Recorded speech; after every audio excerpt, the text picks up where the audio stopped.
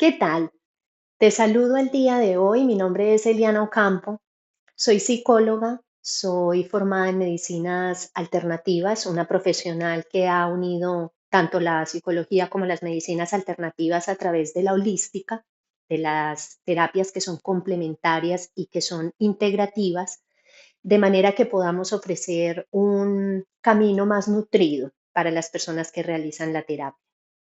En esta ocasión quiero empezar un proyecto como podcast, como una secuencia de videos que pueden transformarse solamente en audios mientras estás haciendo alguna otra cosa, como muchos lo hacemos. Ponemos algo que nos pueda nutrir la mente y el espíritu, debido a que a través de unas pequeñas conversaciones que he mantenido en otra plataforma, me surge la voluntad de poder compartir las reflexiones que vengo haciendo y con el ánimo de profundizar y escuchar cuáles son las ideas, los pensamientos, los comentarios que tienen ustedes para complementar. Y en este caso quiero empezar por contarles de dónde surge el título para este nuevo proyecto: el recipiente boca abajo, sucio o agujereado. Y quiero empezar leyéndoles de dónde saqué esta idea. Si un recipiente está invertido, por mucho líquido que vertamos en él, siempre estará vacío. Es posible que el recipiente no esté boca abajo, pero si contiene veneno en su interior, convertirá en inadecuada cualquier sustancia que vertamos en él, aunque sea algo saludable. Un recipiente puede no estar ni invertido ni sucio, pero si pierde el contenido por su base, no retendrá ningún líquido, independientemente de la cantidad que se haya vertido en él. Esta información aparece en un libro llamado La liberación en la palma de tu mano, el Lam Rim, de Khyabye Pabonka Rinpoche. Es un texto budista y me parece tan sumamente fácil de comprender y me parece tan profunda su enseñanza en esta ejemplificación de ser un cuenco invertido, un cuenco del revés, un cuenco sucio o un cuenco agujereado. Con lo cual yo pretendo vaciar mi cuenco, limpiar mi cuenco, reformar mi cuenco, de manera que aquello que yo tengo como herramienta la pueda verter en lo que estoy haciendo como proyecto para compartir con ustedes y a la misma vez recibir para que mi cuenco pueda nutrirse con nueva información. De ahí el nombre, el cuenco invertido, sucio o agujereado. Este primer tema que voy a plantear en esta secuencia, que espero yo sea muy productiva, trata de una asomadita a la realidad cuando me aboco a mirar en el ordenador o a encender la televisión o a escuchar lo que comentan las personas de las noticias, de los sucesos, de los hechos que van aconteciendo en el día a día de la humanidad, y me quedo muy impresionada con un tema que fue digamos, como la chispa que enciende este interés de volver nuevamente a retomar una cámara, de volver a exponer mis pensamientos y de entrar en interacción con ustedes para que podamos mantener una comunicación. ¿Qué nos está pasando con el hecho de la sobredigitalización del mundo? ¿Cómo ha ido transformándose el planeta con la era digital y a qué puntos estamos llegando? ¿Sí? Tenemos que la era digital, que viene pues desde el siglo pasado, eh, que empezó poco a poco, al principio solamente eran ciertas empresas las que tenían acceso a tener ordenadores, los ordenadores eran gigantes y ahora nos parece como extraño pensar en esa era. Luego nos vamos volviendo cada vez más funcionales con el asunto tecnológico y nos vamos como retrayendo en la humanidad debido a que nos vamos volviendo adictos y nos vamos volviendo cada vez más perezosos porque la máquina sustituye muchas cosas de las que yo hago, ¿sí? Entonces, la tecnología nos va colonizando de alguna forma y a la par que nos hace muy fácil la vida en algunos aspectos, nos va entorpeciendo otros aspectos del día a día, de la cotidianidad y sobre todo de la parte humana.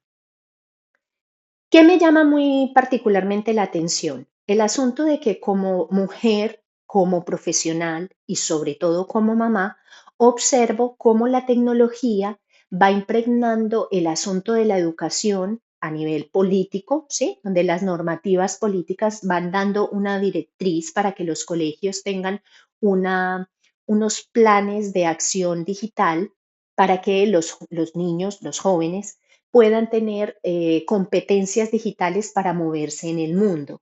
Esto, pues si lo miramos a grosso modo, parece algo muy importante porque vemos que la digitalización y la tecnología es algo que realmente está aquí, no se va a ir a ninguna parte, no va a echar para atrás.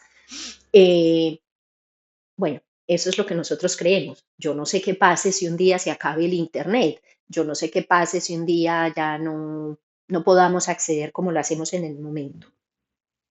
Pero ¿qué sucede? Que el hecho de nosotros tener este tipo de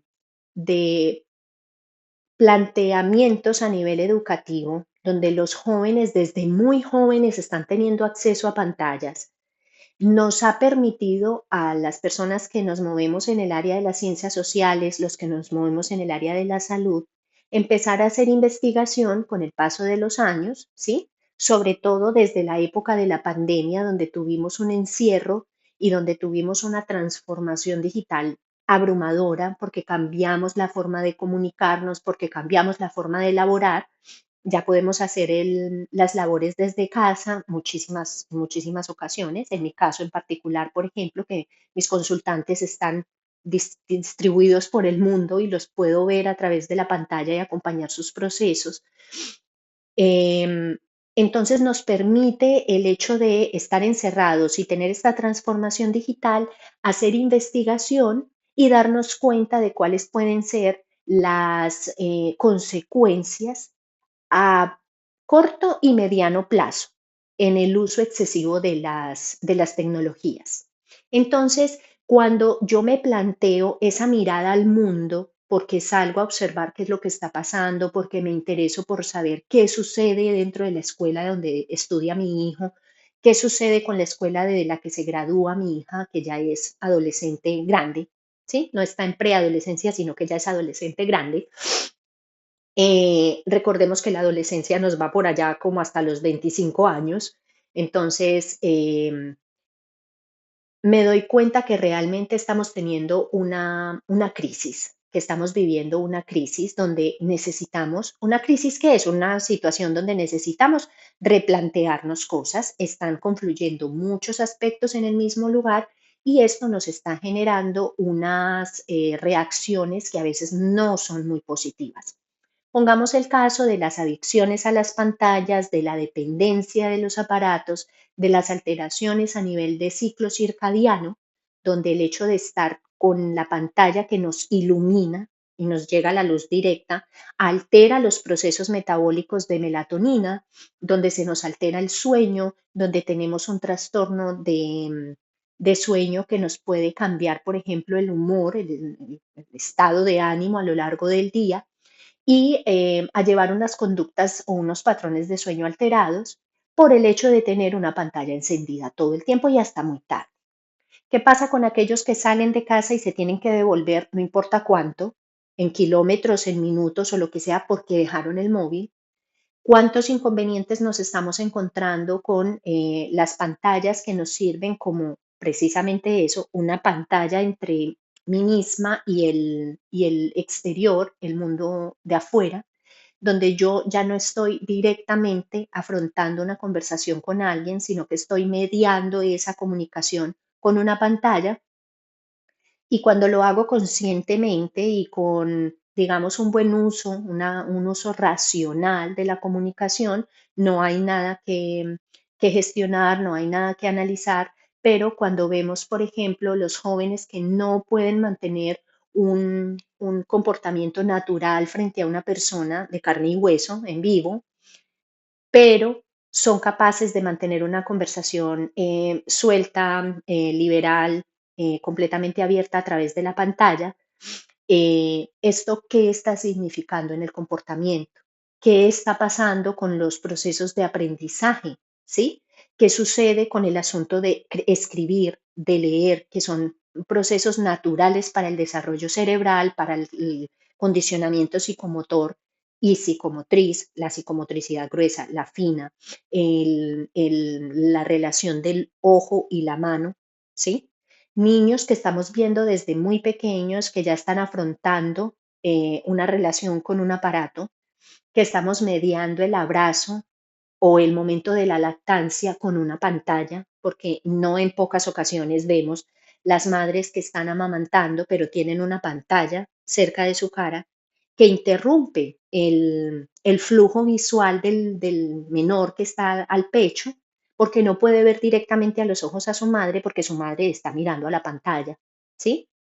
Los niños que son entretenidos a través de una pantalla, que todavía no son capaces de hablar, pero ya están familiarizados con el movimiento digital de la pantalla para cambiar de imágenes y cómo esta estimulación constante, esta estimulación fuerte, ¿sí? Está generando un condicionamiento a nivel de cerebro que ya no solamente es el asunto de estar sobreestimulados, sino la pregunta de cómo vamos a poder estimular un cerebro que tiene una sobreestimulación a nivel social si el aparato es el que está condicionando al niño a darle este estímulo. No habrá ningún ser humano que sea capaz de mantener un nivel de respuesta de dopamina en el cerebro de un niño como lo hace una pantalla, con lo cual cualquier cosa que le ofrecemos a un niño cuando le quitamos la pantalla, ya será insuficiente, porque no llegará a darle la satisfacción que le genera, la gratificación que le genera de manera instantánea el uso de la pantalla. Entonces, todas estas reflexiones que voy haciendo, que voy tomando, que observo compañeros de profesión que se están esmerando mucho en hacer las investigaciones, los padres que nos estamos agremiando, ¿sí? Padres de familia que nos estamos agremiando para tratar de dar una respuesta con unas ofertas diferentes, con unas reflexiones diferentes en las instituciones educativas para que por favor revisen el asunto del plan digital, para que no estén obligando a los padres a adquirir Chromebooks, iPads, ordenadores portátiles de alguna manera, tabletas, cualquier tipo de dispositivo digital para el uso tan temprano en los chicos, porque ya no tan solo es el uso dentro de la escuela, sino que es también en casa. Entonces, si los adultos nos estamos viendo con dificultad frente al manejo de las redes, de las pantallas, de la información, de la vorágine que se nos vino encima con toda esta información, ¿qué haremos con los jóvenes cuando muchas veces algunos padres no pueden estar haciendo digamos, el acompañamiento constante, la vigilancia constante, porque están trabajando, porque se tienen que dividir entre el trabajo y la casa, porque en algunas familias no están los dos padres para poder relevarse el uno y el otro y ayudarse en esa misión titánica que representa acompañar a un hijo cuando es uno, cuando son varios, ya imagínense, acompañarlo, poder reflexionar con él sobre lo que ve, observar qué es lo que está viendo, ¿sí? Estamos viendo temáticas donde niños muy pequeños, hablamos de niños de 5 años, ya están accediendo a pornografía en las pantallas y los padres a veces ni siquiera lo saben porque, pues porque el niño está viendo una plataforma que supuestamente es para niños, es algo infantil, pero ahí mismo se va colando la información que no es necesario que ellos tengan.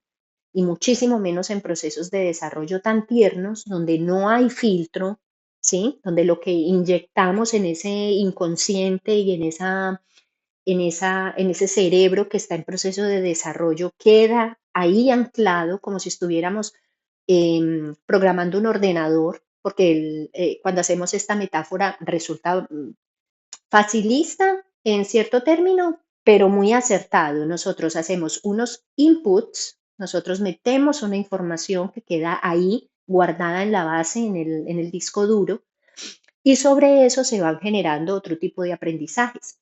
Luego, para desmontar esto y volver a meter información, se requiere de procesos mucho más largos de acompañamiento terapéutico, ¿sí?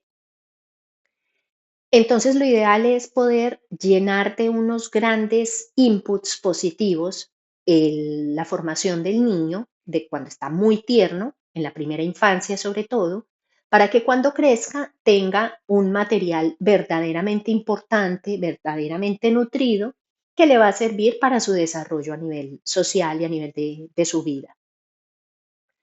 Todo esto me lleva también a responder preguntas que me han hecho en otros contextos, donde me dicen, entonces, ¿qué hago con el asunto de entretener a los niños? Es que es muy complicado y yo lo sé. Y digamos, la reflexión más profunda cuando pensamos en el entretenimiento es, recordemos cómo fuimos criados nosotros mismos cuando estábamos pequeños, en mi caso, que ya soy madre, cómo me criaron, cuáles eran las rutinas que tenía de extracurriculares, que extracurriculares era más salir a jugar en el pueblo con los amigos, montar en bicicleta, correr, hacer carreras, ¿sí? O hacer trastadas en la calle con otros amigos, pero trastadas de niño, digamos, asuntos de, cuando digo trastadas, digo más como aventuras, como muy del lado de la inocencia. ¿Qué pasa hoy en día donde las familias muchas veces son monoparentales, donde hay solamente uno de los padres con sus hijos, donde no hay primos, no hay hermanos, las calles no se están prestando para que los niños salgan a jugar porque no favorecen la protección de los menores, porque no hay suficiente seguridad, ¿sí? Entonces, ¿cómo hago yo acopio de creatividad para no llenar al niño de objetos que lo abrumen, no llenarlo con opciones digitales, pero a la misma vez facilitar que se aburra y encuentre formas de salir del aburrimiento? Em, es importante resaltar que ya se ha dado cuenta el proceso de investigación a nivel psicológico que cuando a los niños desde más o menos hasta los 8 años, que ya pueden tener problemas de adicción a pantallas o de un exceso en el uso de pantallas, que lo llamamos abuso, ¿cierto? Cuando se les retira completamente todos los dispositivos de golpe y se le quitan todo, el niño va a presentar 2 días más o menos, 2 días, 3 días, de una sensación de un bajón emocional, una tendencia a la tristeza, a estar aburrido, a estar triste. Sin embargo, más o menos a los 2 o 3 días empezará a remontar y encontrará algo con lo cual entretenerse, con lo cual volver a buscar una forma de poner su energía, poner su atención, poner su interés. Cuando hablamos de los 8 a los 13 años, más o menos, estamos hablando que al retirarle todas las pantallas, pantalla se refiere a televisor, ordenador, tabletas, teléfono digital, teléfono inteligente. Si se le retiran todas, esta persona va a tener una sensación de, como si fuera un síndrome de abstinencia, eh, dependiendo del tipo de abuso que hace, con más profundidad, ¿cierto? Pero va a tener este tipo de reacciones. Y la respuesta va a ser más o menos de unas 2 o 3 semanas de esta situación, donde los padres van a tener que hacer acopio de mucha creatividad para poder acompañarles este proceso de profundo aburrimiento, tristeza, sin sentido en la vida, ganas de llorar, de estar encerrado, ensimismamiento, ¿sí? Como que se plegara sobre sí mismo. Pero cuando hablamos de 13 años en adelante, al quitarle todas las pantallas, lo tendríamos que pensar de una manera acompañada con un profesional, porque esta persona podría escalar, por ejemplo, a situaciones de depresión, podría haber autolesiones, podría haber ideación suicida, podría haber un sinsentido de la vida profundo. Entonces, más que retirarlo de golpe, habría que hacer un desmontaje. Entonces, pensemos que esto no es algo simple, no es como ya está pasando en todo el mundo, entonces tenemos que estar con las manos quietas y no hacer nada más. Sino cuál es mi aportación frente a una situación como estas. ¿Qué estoy haciendo yo? Porque el entorno nos suele permear diciendo es que en todas partes está haciendo igual, es que qué voy a hacer yo frente a la gran masa, por cómo hago para sentirme diferente, cómo hago para no darle a mi pequeño o a mi pequeña jovencita o adolescente un celular, un móvil, un iPad si todos sus compañeros ya lo tienen? ¿Cómo hago para resistir esa presión? La pregunta va a recaer sobre los adultos, no sobre los jóvenes. Los jóvenes tendrán que adaptarse a lo que las reglas de la familia dicen. Ese es el deber ser. Porque claro, viene la queja, ¿cómo no me vas a dar a mí si todos mis compañeros tienen? ¿Cómo no me vas a dar a mí si en mi escuela todo el mundo lo tiene? Soy la única que no lo usa, soy el único al que ven raro. Sin embargo, ¿qué es lo que estamos haciendo nosotros como adultos? Porque estamos en una era en la que la presión mediática, la presión social, nos está llevando a tomar decisiones que a veces son erradas, que a veces son contraproducentes, con tal de evitar el hecho de que me quieran hacer el feo, sacar, digamos, del contexto. Entonces, atención con esto. La pregunta es, ¿qué le puedo ofrecer? Si estoy hablando de un niño en su primera infancia, o dividamos la primera infancia en varias etapas, en la más tierna infancia, donde debe haber cero pantallas de todos los tipos, cero televisión, cero tablet, cero móvil, cero computadores, nada. ¿Qué le estoy dando? ¿Cómo le muestro el mundo? ¿Cómo le permito que entre en contacto con la naturaleza, que camine en un arenero, que pueda poner sus pies sobre la hierba, que pueda ir a la playa, que pueda trepar árboles? No sé. Bueno, trepar árboles cuando son muy bebés no, pero el hecho de que entre en contacto con la naturaleza. ¿Qué pasa con los niños de los 3 a los 7? ¿Sí? ¿Cómo le presento el mundo a través de las texturas, a través de los cuentos, a través de crear historias juntos? ¿Sí? Pero para eso necesitamos tiempo, necesitamos dedicación.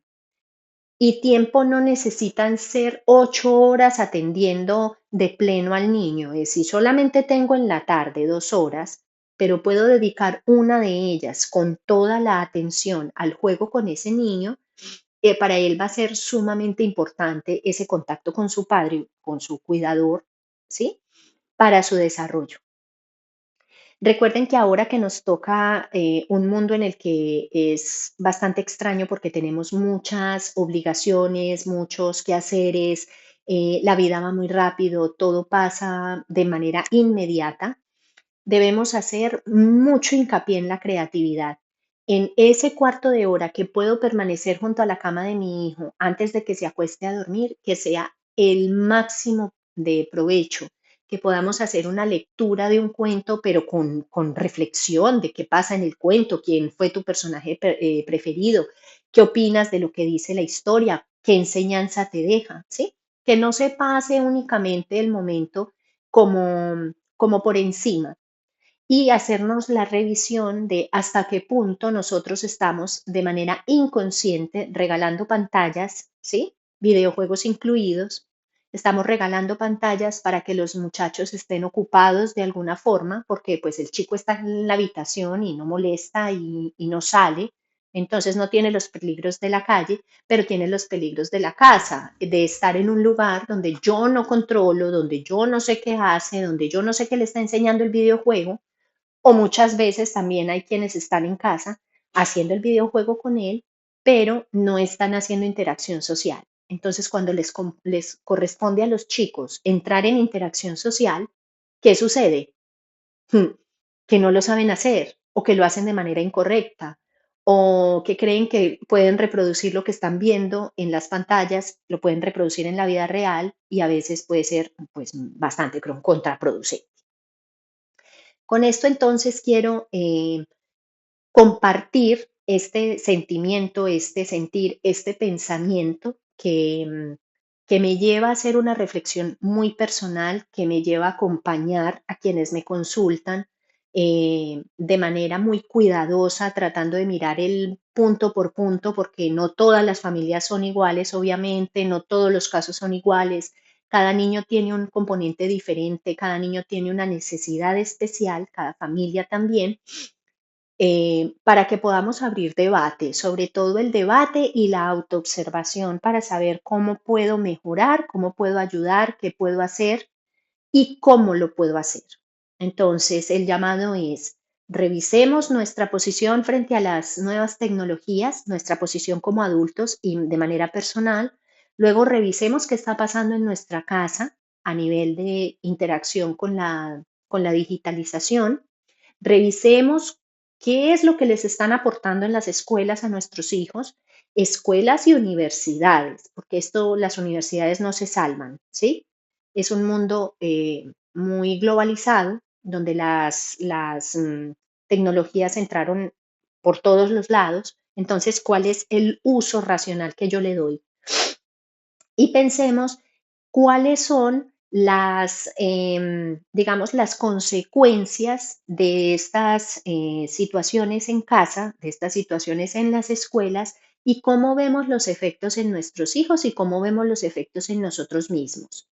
¿Tenemos nosotros una disposición completa para el diálogo o está primero el uso de la pantalla, el uso del ordenador, el uso del teléfono, antes que escuchar, por ejemplo, a mi compañero, a mi pareja, a mis hijos?